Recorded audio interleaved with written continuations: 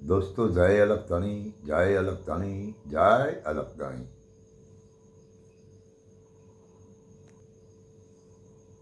दोस्तों आप आ हमारी चैनल पर जो नवा कोई आया हो तो हमारी चैनल ने सब्सक्राइब करे, लाइक आपे અને તમારા ગ્રુપમાં શેર કરે, કારણ કે અમારી વાત જો આપને એવું લાગે કે સાચી વાત છે તો આને સમજવાની પણ કોશિશ કરે અને એની અંદર વિચાર વિમર્શ પણ કરે। હવે દોસ્તો આપણે એક એવી વાત ઉપર આજે જઈએ કે આ ગહેરી સમાજો છે, દરેક સમાજના ઊંડાણમાં દરેક સમાજના મહાનુભાવોએ ક્યારેય એવી વાત ભાગલાવાદની કરી નથી, અને એમાંય આ અનુસૂચિત સમાજના જે મહાપુરુષો થયા છે એ આ હિન્દુઓમાં જે ભગવાનના નામથી ઓળખાય ને એ કંઈ ન કરી શક્યા હોય, ઈચ્છી સવાયું કામ કરી શક્યા છે એવા આ અનુસૂચિત સમાજમાં સંતો થયા છે। અને એ એટલા માટે એવું કહું છું કે જેને પોતા માટે નહીં પણ સમાજના હિતાર્થે કામ કર્યું છે, સમાજના હિત માટે જેઓએ બલિદાન આપ્યા છે પોતાના, અને એવા પુરુષોએ ક્યારેય ભાગલાની વાત નથી કરી। જ્યારે આજે એવા મહાપુરુષના થારે રહી અને ભાગલા પાડી જાતિવાદનું ઝેર રેડતા હોય તેવા લોકોને મારો સંદેશ છે કે આપ મહાન હો, આપની મહાનતાને સાચવી રાખવા ને જાળવી રાખવા આપે એકતાની વાત કરવી જોઈએ, આપણે અખંડતાની વાત કરવી જોઈએ, પણ ભાગલા પાડવાની વાત ન હોવી જોઈએ। આ સમાજમાં કેવા કેવા મહાપુરુષો થયા છે,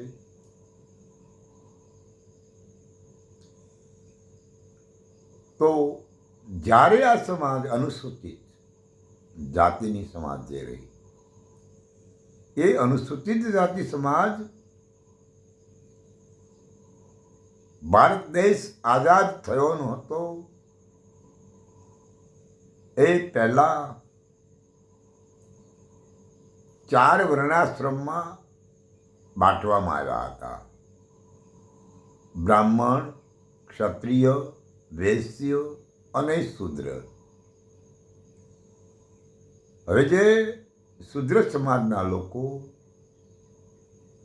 પાટણમાં રાજા સિદ્ધરાજ જયસિંહના સમયમાં સીમાડે રહેતા હતા, ઝૂંપડા બનાવીને, જે મકાનો હોય જે હોય તે, અને ત્યારે આ સમાજ સિમળિયા તરીકે ઓળખાવામાં આવતી હતી, અને એની એવી પરિસ્થિતિ હતી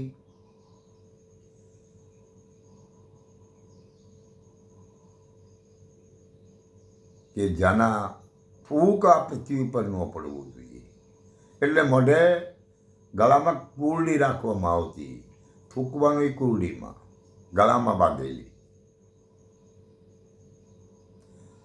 એના પાછળ એક જોરડું બાંધવામાં આવતું, હાલો જાય માણસ એના પગ પૃથ્વી પર પડ્યા હોય તો એ ઝરડાથી ભૂસાઈ જાય। અને આ સિમળિયા છે એની ઓળખ માટે આ બે બાવું જે રહી ને એમ ત્રીજી બા એક વધારાની હતી.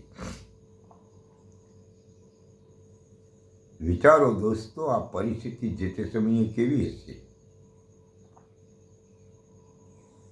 અને એ સમયમાં કોઈ જાતિ નહોતી, સિર્ફ એક જ વાત હતી, સિમળિયા. એ સીમાડે વસતા દરેક એક થઈને જીવતા હતા અને સિમળિયા નામથી ઓળખાતા હતા.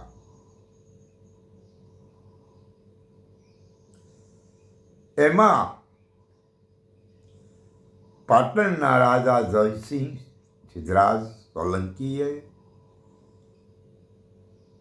એક તળાવ ગળાયું, સહસ્ત્રલિંગ સરોવર નામ. પણ એમાં પાણી નહોતું. ત્યારે એ વખતના ત્યાંના પંડિત પુરોહિતોએ આપના એક મહાન સુરવીર યોદ્ધો કે જે આ લોકોને નડતા હતા એવા વીર મેઘમાયા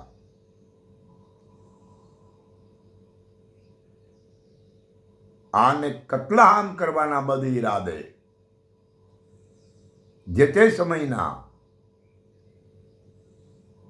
બ્રાહ્મણ પુરોહિત જેઓ એક એવું બાનું ઓઠું ઊભું કરી સિદ્ધરાજને જણાવવામાં આવ્યું કે આ પાણી તો ભરાય, જો આમાં કોઈ બત્રીહાનું હવન કરે તો કે એવો 3200 કોણ છે? એવો 3200 નર સીમાડે વસતા સિમળિયા, જેમાં મેઘા નામનો વ્યક્તિ છે,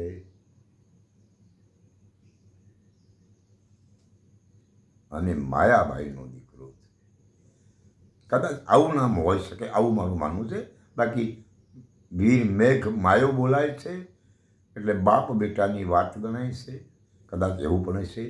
અને એવું ન હોય તો સીધું માની લઈએ કે વીર મેઘ માયા તરીકે ઓળખાય છે. આ વ્યક્તિ એક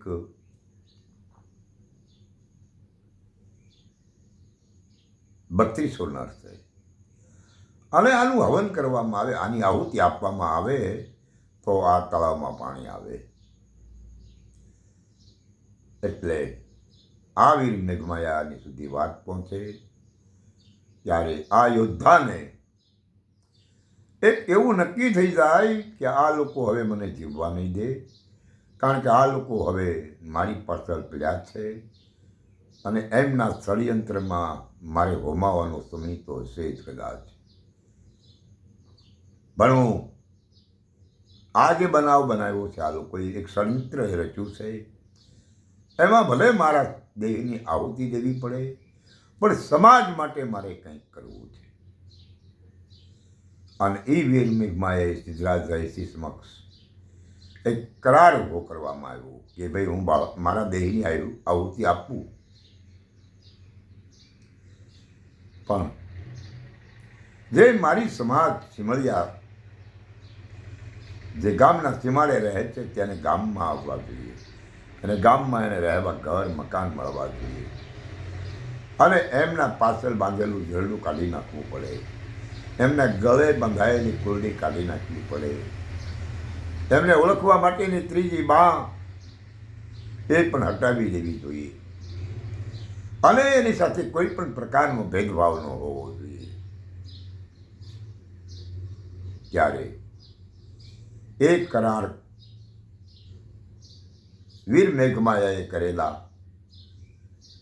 રજૂ જે સિદ્ધરાજ જયસિંહે માન્ય રાખ્યા હશે કદાચ, અને ન માન્ય રાખ્યા હોય તો આ સીમાડામાંથી ગામમાં આવી જ ન શકે. હવે આ કરાર કર્યા પછી એમાંથી અમુક લોકો ગામમાં વયા ગયા, બે વ્યક્તિ બે ઝૂંપડા રહી ગયા, એવું વિચારીને કે આપણી વચ્ચેથી એક યોદ્ધો યોજાય, આપણો તારણહાર યોજાય, આપણને વખતો વખત સહાનુભૂતિ સહકાર આપનારને આ લોકો ષડયંત્રનો ભોગ બનાવે. આપણે શું ગામમાં જઈને કામ છે? આ અનુસૂચિત સમાજ તરીકે ઓળખાય છે આજના. એટલે જેને પોતાના સમાજ માટે પોતાના શરીરની આહુતિ આપી દીધી, ત્યારે એણે એવું નહોતું કીધું કે હું વણકર સમાજનો વ્યક્તિ છું અને સીમાડે વસતા મારા વણકર સમાજને ગામમાં લાવી નાખો. એવું તેદી આ મહાપુરુષે નહોતું વિચાર્યું. અને આજના લોકો આજના મહાપુરુષોની જગ્યાઓમાં મહંતો બની બેઠેલા તમે ઝેર જાતિવાદનું કાં ઓકો? સંત મહાપુરુષનો ટેકો તમને મળ્યો હોય, આવા મહાન સંતનો તમને આશરો મળ્યો હોય, તો ઈ મહાપુરુષોએ પણ જાતિવાદ નથી કર્યો. અને તમે શા માટે આવું કરો છો? સત્ય વચનની તાકાત તમને જો સમજાણી હોય તો જાતિવાદનું ઝેર રેડવાનું બંધ કરી દેવું જોઈએ. અરે આ લોકોને એકતાનો સંદેશ આપો, આ લોકોને નિષ્ઠાનો સંદેશ આપો, આ સમાજને એક થઈને જીવવાનો સંદેશ આપો, આ સમાજને શિક્ષણના પંથે લઈ જાય એવી વિચારધારાનો સંદેશ આપો, આ સમાજને અજ્ઞાન, અંધવિશ્વાસ માંથી બહાર આવવા માટેનો સંદેશ આપો. બાકી જાતિવાદનું ઝેર રેડવાનું બંધ કરો.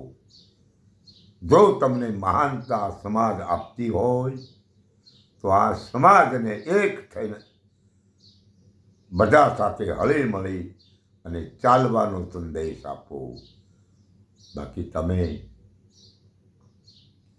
મહાપુરુષની જગ્યાના ચરણમાં બેઠા છો, એ જ મહાપુરુષે કેવો સંદેશ આપ્યો છે એના ભીતરમાં જઈ વિચારી અને પછી વાત કરો. એ મહાપુરુષે તમે જે વાતું કરો ને એવી વાત નથી કરી. આજ તમારી જે વિચારધારા છે અને તમે જે જગ્યામાં બેઠા છો, જે જગ્યાના નામના મહાપુરુષના આધારે છો, એ મહાપુરુષની વિચારધારા અને તમારી વિચારધારા મળતી આવે છે? નથી આવતી મળતી. માટે તમે સમાજના હિતમાં થાય તો કંઈક સારું કરો, નહીતર તો તમે જે જગ્યાનો આશરો લઈને બેઠા છો ને ત્યાં આ સમાજ તમને તોય આપે છે અને આપશે, કારણ કે તમારે તો એ જ જોઈએ છે. અને એ રાખો, મને વાંધો નથી, પણ બરાબર ન કહેવાય. સંતની ધારા એ મહાપુરુષના સિદ્ધાંતે માટે એકતાના બેજવા ચાલો અને સમાજને એક બનાવવાનું કામ કરો. આ સાગરનાથનો સંદેશ છે. હું કોને કહી રહ્યો છું એ તો બધાને ખબર જ છે. અને આ સાંભળનાર વ્યક્તિને મારી વિનંતી છે કે આવા ભાગલાવાદી સંતોના આવા ભાગલાવાદી વિચારધારાવાળા કે જે મહાપુરુષની ગાદીના મહંતો બનીને બેઠા હોય એવા સુધી પહોંચી જાય. આ મારો વિડીયો ત્યાં સુધી રોકાવાનું જોઈ અને દરેકને શેર કરવા અને લાઈક કરવાનો મારો આપને વિનંતી છે. શા માટે કે આ વિડીયાને જો સત્ય છે એવું લાગે તો જ લાઈક કરવી અને તો જ એ વિડીયાને તમારે શેર કરવો અને એને સબસ્ક્રાઈબ કરો. બીજી વખત અમારો આ વિડીયો આપને મળી રહે માટે જય અલખધણી, જય અલખધણી, જય અલખધણી.